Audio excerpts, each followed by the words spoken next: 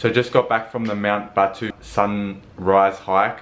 So I pretty much got picked up at 1:30 AM. It was about a 2-hour drive, and the trek itself was 2 hours. The difficulty, it was no walk in the park. Like, it's definitely doable, but it is hard. It's pretty much just straight uphill, like on a dusty sort of trail. But the good thing is it's quite cool there. Lots of the Indonesian people, they had like jumpers on because this is cold for them. It was like 17 degrees, but it's a nice break from the humidity down lower. But once you get up there, it's actually like unbelievable. Probably some of the nicest scenery I've seen. The sunrise, like the orange over the mountain, the lakes, it was pretty crazy. So then you pretty much just walk down.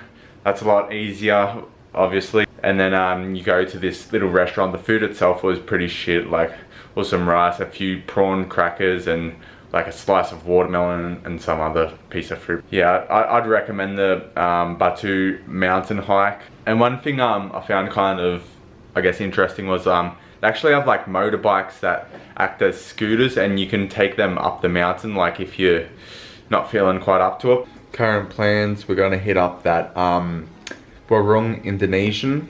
Hopefully it's not too full for dinner. And then the big Paul Gallen versus Barry Hall fight's on.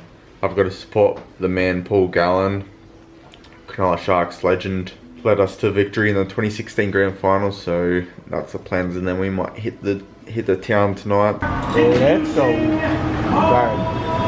He could have been a professional boxer.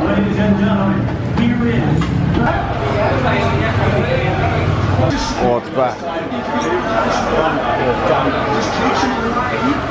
Oh,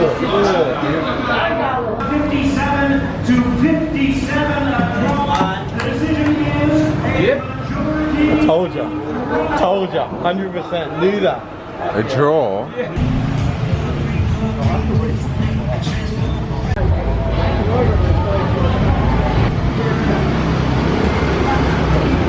Got that fried chicken, chili sauce, got that rice.